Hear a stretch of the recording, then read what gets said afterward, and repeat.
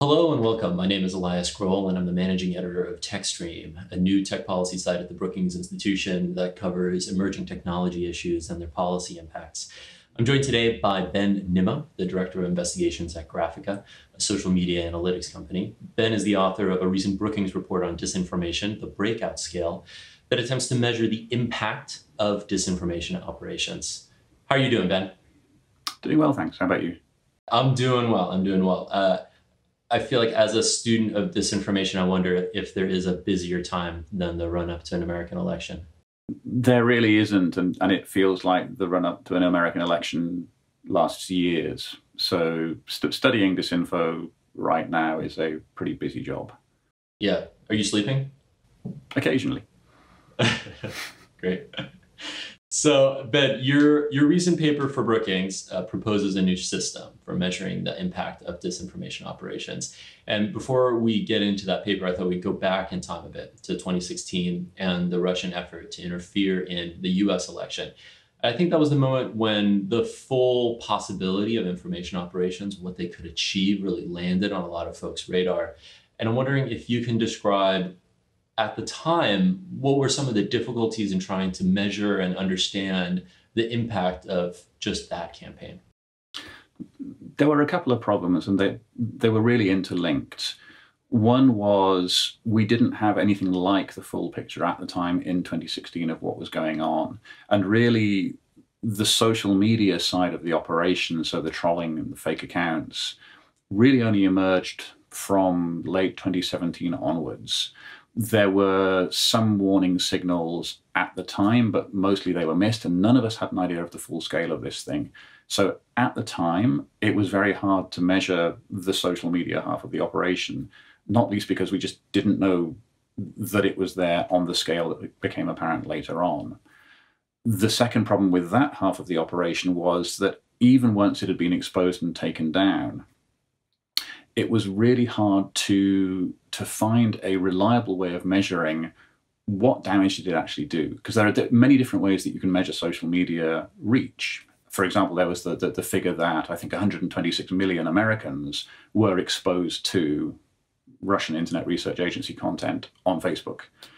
It sounds like a big number, but being exposed to something doesn't necessarily mean you've been converted by it. It doesn't even necessarily mean you've paid attention to it. So just looking at the number on its own doesn't really give you any kind of sense of how effective this was. And so with the social media side, there were really two problems. First, finding it in the first place, and then working out, is there a way that you can realistically say whether this had much of an impact? And then the other thing is that the social media side was only really half of the Russian effort that was going on. There were also the hack and leak operations. So in the first half of 2016, you had the DC leaks targeting the Democratic National Committee. The month before the election, you had the Podesta leaks, which the Russian military intelligence hacked and then laundered through WikiLeaks. And that was part of the same overall structure of operations, if you like, but it worked in a very different way. And frankly, all the indicators that I can think of show that that half of the operation had much more impact, and that was more visible at the time. If you have a situation where leaks that have been provided by a foreign military intelligence service caused the head of the DNC to lose her job just before the National Convention, that's quite a big deal. And that's an impact you can see quite right there. But again, putting together all the pieces and working out which of the bits of this very diverse cluster of operations did what damage at what time was a big challenge, and there's still debate. There's still discussion over exactly which parts of the Russian operation achieved what. Right. I think teasing out those different aspects is so difficult. So let's get into your paper. I mean, you're proposing a way here to try to disentangle some of these issues and think about them in a more systematic way. The paper you wrote for Brookings, you're proposing something called the Breakout Scale, which is the 6-category system for measuring the impact of an information operation. Just walk us through the scale and tell us what you're trying to do with it. Sure. I mean, the idea was to provide operational researchers, so guys like me, whose job is to go and find information operations and expose them, to give us a way of measuring fairly quickly, and as we're doing the exposure, where the new find fits on the overall scale of information operations that we know and are ongoing. And so it's very much about having a working method that you can use quickly when you have an incomplete data set. We know that a lot of operations work cross-platform. We know that different platforms reveal stuff at different times. So realistically, in my job, you're always working off incomplete data sets. So the challenge is to find something which will allow you to approximate impact before you have the full picture. And you can always adjust it. If you find something new, you say, okay, actually that changes our understanding of what's been going on. But the idea is that you can't realistically measure changes in people's minds in the space of time that you have to investigate an operation. You can't go back in time and poll them before and afterward and say, hey, what do you think of that then compared with now? You can't conduct telephone polling and say, hey, were you fooled by a foreign information operation? Because the chance that people will actually answer honestly, you have to weigh that into the account. But what you can do is see if people are sufficiently interested in this that they pick it up and spread it, and that these are people outside the operation who are actually passing it on and saying, hey, people need to pay attention to this. So at the lower end of the scale, what you're looking for is on the social platforms, are there indicators that real users who are not affiliated with the operation are picking up a theme or a narrative from the operation and spreading it to new communities? You can't say for sure that's because they've been converted, but at least you can show, hey, that's somebody who is demonstrably an authentic person, but what they're sharing comes from an operation. And so at the lower end of the scale, the lower three categories, the lowest category is just, it's a story which gets planted on a single platform and basically dies there. It doesn't get picked up by users even on that platform. A lot of the sort of Twitter bot amplification you see falls into that category. Somebody will make a post, they'll run a few thousand bots, all of which will retweet it. No actual human viewers are going to see it because none of the bots has any real followers. Makes a bit of a splash, it dies. That's a category one. Category two is that then either the operation tries a bit harder and plants the story on multiple platforms, but it doesn't break out anywhere. But at least at that point, you can say, well, the operation is trying a bit beyond one platform. It's looking to spread things in more places. Or else you have a situation where on the one platform, some authentic users start picking this stuff up and amplifying it, but it never spreads to other platforms. And the thinking there is that even if you manage to spread things very widely on Twitter, if it only spreads on Twitter and it doesn't ever pass beyond that, by definition, you're limited to one platform. Nobody who isn't on that platform is going to see it. So one of the big things for operations is the attempt to break out of the single platform bubble and try and get to other places. And so then a category three would be if the operation actually achieves that, if it manages to plant its story on multiple platforms, and then it spreads on each of those platforms, and it starts percolating into the general conversation. That's where you really start to see that an operation has potential to take off. If authentic users on Twitter and Facebook and YouTube and TikTok are all starting to share it, then that's where it's likely to get picked up. And so then the top half of the scale, categories 4, 5, and 6, are when you see more important influencers picking up these stories and lifting them off social media entirely and spreading them to new audiences. So a category 4 operation is when it gets picked up by the mainstream media and it gets amplified there. For example, we saw many times in 2016 where Russian troll accounts would tweet a really, really aggressive post, and it would actually get quoted by one of the mainstream newspapers. Almost all the mainstream papers in the US did this. I think there's only one that didn't. And so at that point, you're saying, okay, sure, it's still a tweet, but it's just been amplified by one of the mainstream publications of the country. That means two things. One, the mainstream publication has just advertised the operation to a whole load more people. And two, a lot of those people aren't actually on Twitter in the first place, or they aren't on Facebook. They aren't where this tweet was posted. So it's not just moved to a whole new audience, but it's moved to a whole new audience, which isn't necessarily on social media at all. And so the chance for it to spread becomes much bigger. Category 5 is when the same kind of thing happens, but the amplification is not just by a mainstream media outlet, but it's by a really high-profile influencer. That can be a politician, it can be a candidate on the campaign trail, it can be a celebrity. We've seen various cases of celebrities amplifying conspiracy theories in the last few years. But again, what you have is if they are making that statement in a public venue, they're not just doing it online. Maybe they're doing it at a campaign rally or a concert or in a speech somewhere. But again, they're bringing the story to whole new audiences. And so the potential for impact and reach grows exponentially.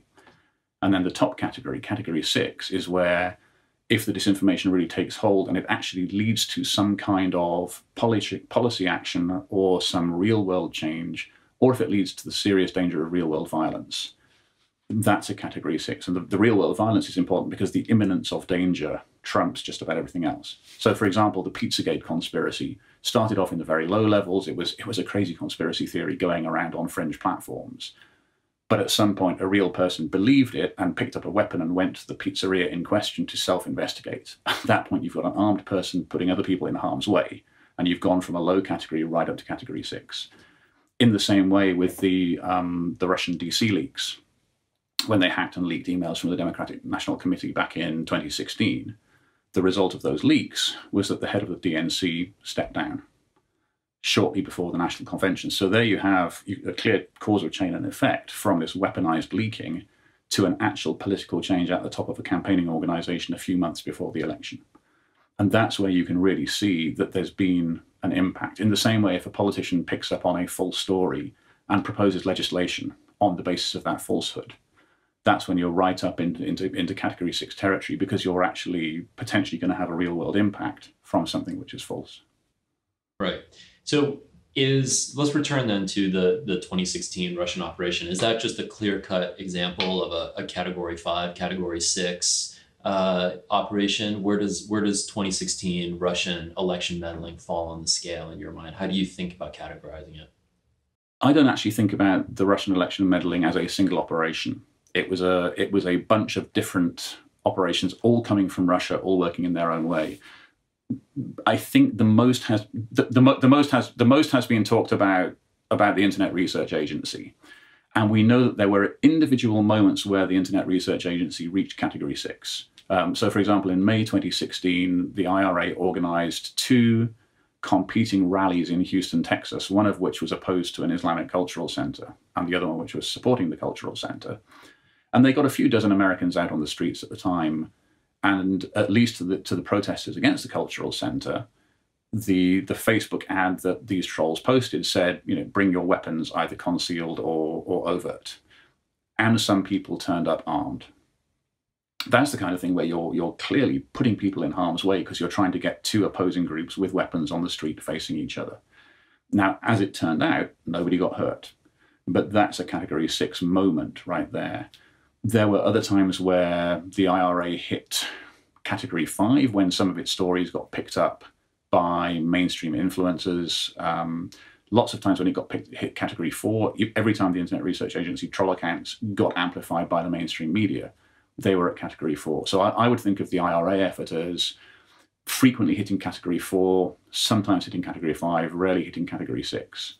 You can compare that with the Russian military intelligence, the hacking and leaking. Definitely hit category 6 around the DC leaks because it caused the head of the DNC to step down. Consistently hit category 5 throughout the final month of campaigning, because if you think about mentions of WikiLeaks completely dominated whole news cycles with its leaks from the Podesta campaign. You had then candidate Donald Trump mentioning WikiLeaks repeatedly in the final month of campaigning. I believe PolitiFact actually assessed it at about 150 mentions. And so there you have multiple cases where you're already at category 5 because you've either got massive mainstream media coverage or you've actually got a candidate on the campaign trail amplifying that story. So that was a very consistent category 5. Whether the leaks were the determining factor in the actual election result, I don't think there's any way of proving that because there were so many different factors that go into an election. But certainly the Russian military intelligence operation was a consistent category 5 at least.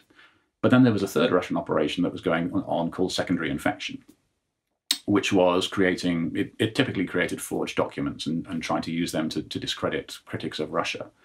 It posted a few anti-Hillary Clinton stories and tried to push them on multiple platforms. On that occasion, secondary infection never broke out beyond category 2. It was posting things on multiple platforms, but they just died where they fell. Nobody picked up on them. Nobody seemed to care.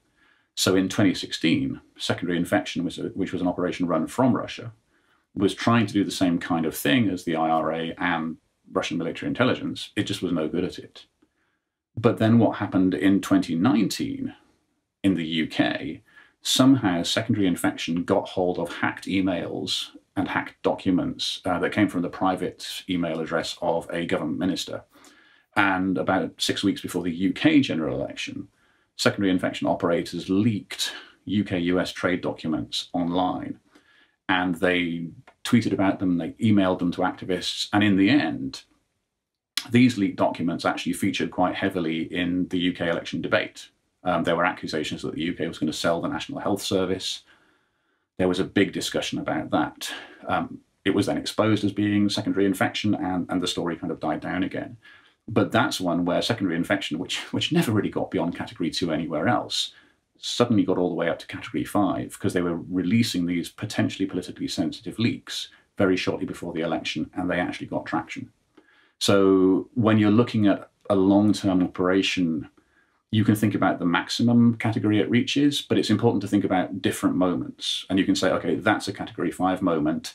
Most of the time, it's an average of Category 2. And you need to build in that nuance to what you're looking at.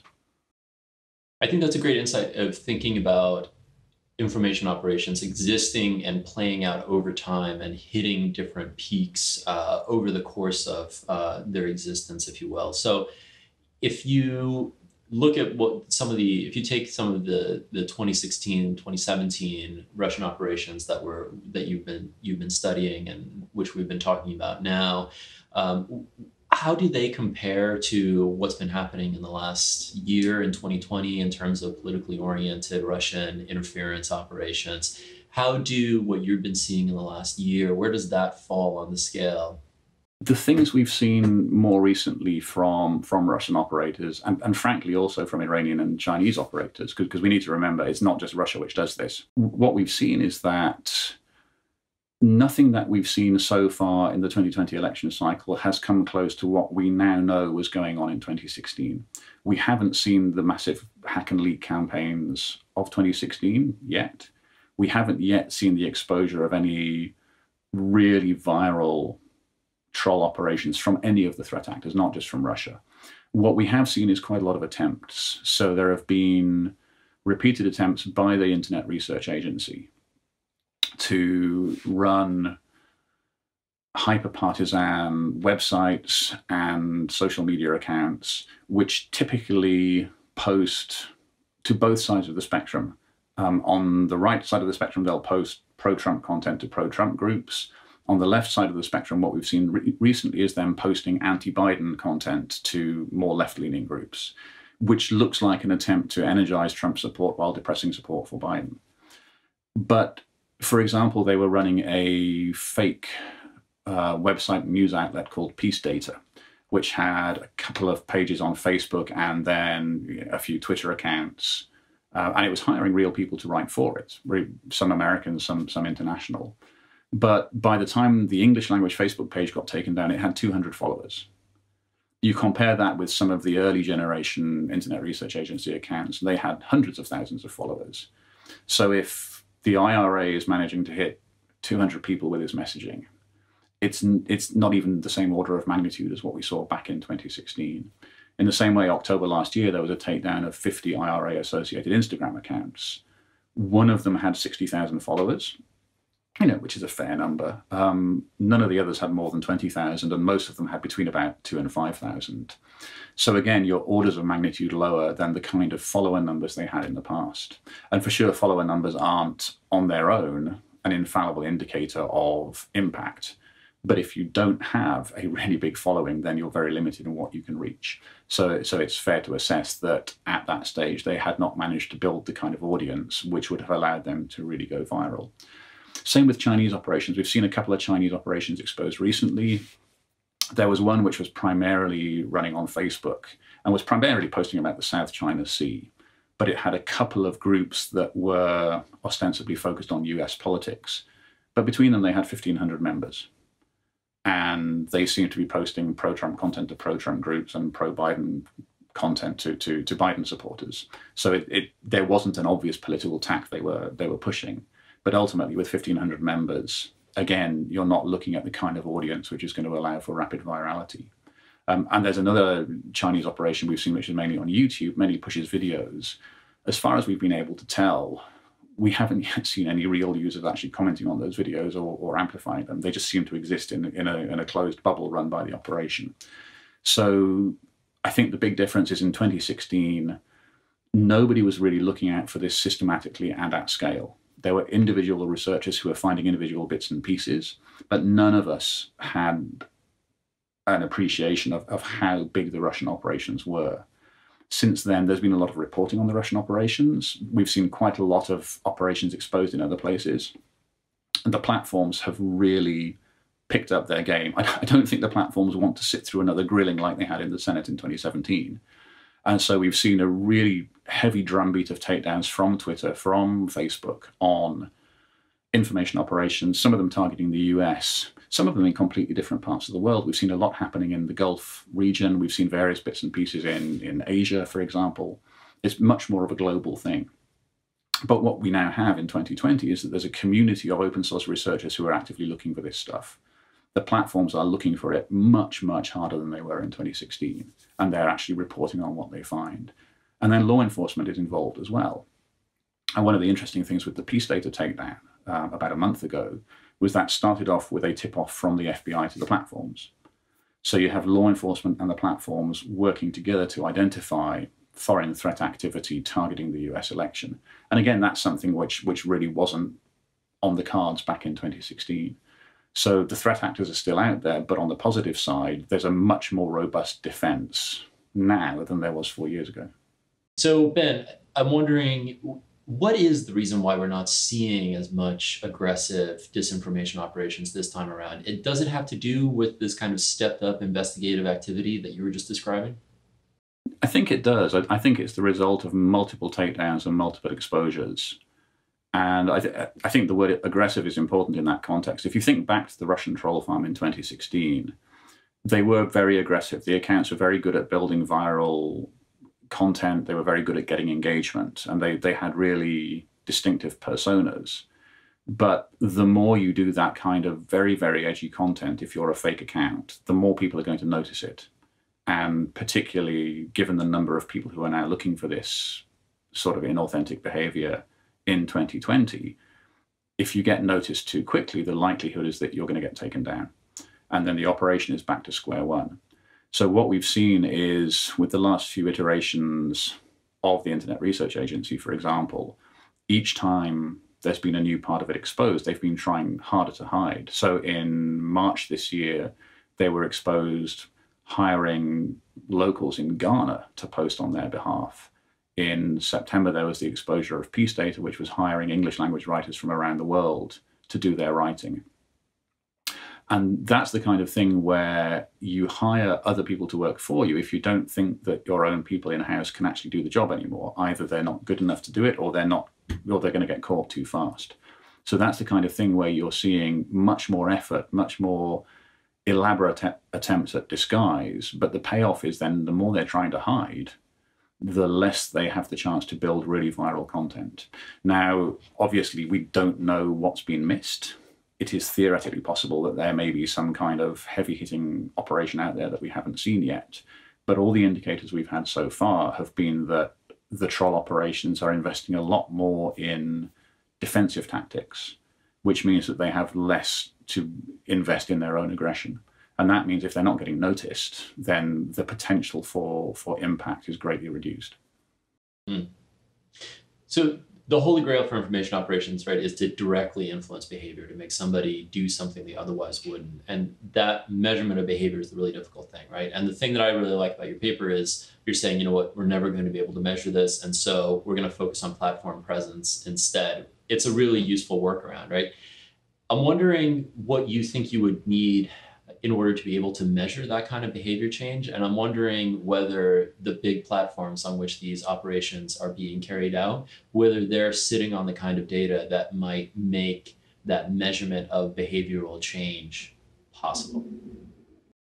I honestly doubt if it's anywhere in the online data, because if you're thinking about an influence operation which is designed to change people's behavior, then what you need to be looking at is the behavior over time. And if you read, for example, the US Army Manual on Information Operations, which is out there online, it talks about if the US Army were crafting a campaign to, let's say, encourage more people to report homemade roadside bombs in Afghanistan, the measure of effect you're looking for is whether more people are actually reporting that. And there are other pieces of research they do around opinion polling and trying to work out why people aren't reporting bombs and what you need to do to get people to report bombs. But your actual measure of success is whether people are changing their behavior and reporting more bombs. So if you think about online influence operations, which are aimed at behavior change, the kind of behavior you might be looking for would be whether people are shifting their vote from one candidate to the other, or whether they are supporting more radical causes, or whether they are joining violent protests against something or other. You're looking for on-the-ground behavior. The problem is you're having to work backwards. So if you find the information operation, you've got to work out when did it start. You have to try and discover what the operation is actually trying to achieve, which may not always be obvious. And then you have to go back to the start and say, well, is there any indicator of behavior that we can use from around when this started, which we can then track through time and say, okay, let's say the operation started 4 years ago and it's targeting voting on a specific local issue. Was there a vote on that local issue 4 years ago? And is there a vote now? And is there a difference between those votes? If there is, then you've got to ask, well, do we think the operation actually had any impact on that? If the operation is entirely stacked with accounts that have 0 authentic followers, then the likelihood is that the operation had nothing to do with it. If the operation has somehow managed to get authentic followers of literally everybody in the entire area that you're looking at, then there's much more of a chance. So you're looking for behavioral clues, but the big challenge is really whether you can find some way of A, working out what the operation was trying to do, and B, almost intellectually going back in time to the start of the operation and seeing, is there a behavioral trend that you can measure, which you can then attribute to this operation rather than anything else. And the example from the US Army Manual of roadside bombs is a good example. It's a very, very specific goal that an operation will be trying to achieve. But it's something you can measure because you can actually measure the number of bombs that get reported. If you don't know what the operation is trying to achieve and you don't know what they're trying to measure, then the job gets a lot harder. And there's a lot of talk about operations being designed purely to sow chaos and confusion. That's hypothetically possible. It's not the only explanation for these operations out there. But if it's true, then what are you going to measure? What's your measure of chaos and confusion in the United States from 2016 to 2020? You can't go back in time and ask people what they thought about chaos and confusion back then compared with now. So you'd have to find existing opinion polls which give you a proxy for what you're looking at. And then you have to try and tease out what the information operation is doing from everything else that's going on over that period. And so it's a very, very complex, multifaceted problem.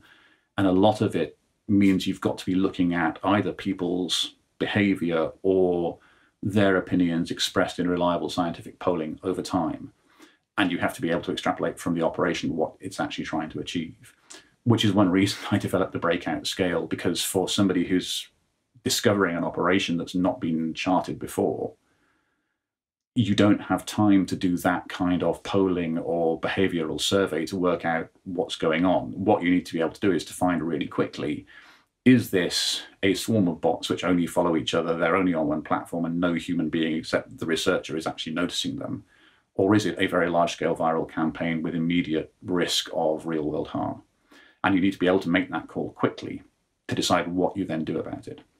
Thank you so much for joining me, Ben. This has been a fascinating conversation. Appreciate your time, and thank you for the rigor that you're bringing to this issue at what couldn't be a more vital time. That's great. Thanks very much, and stay safe.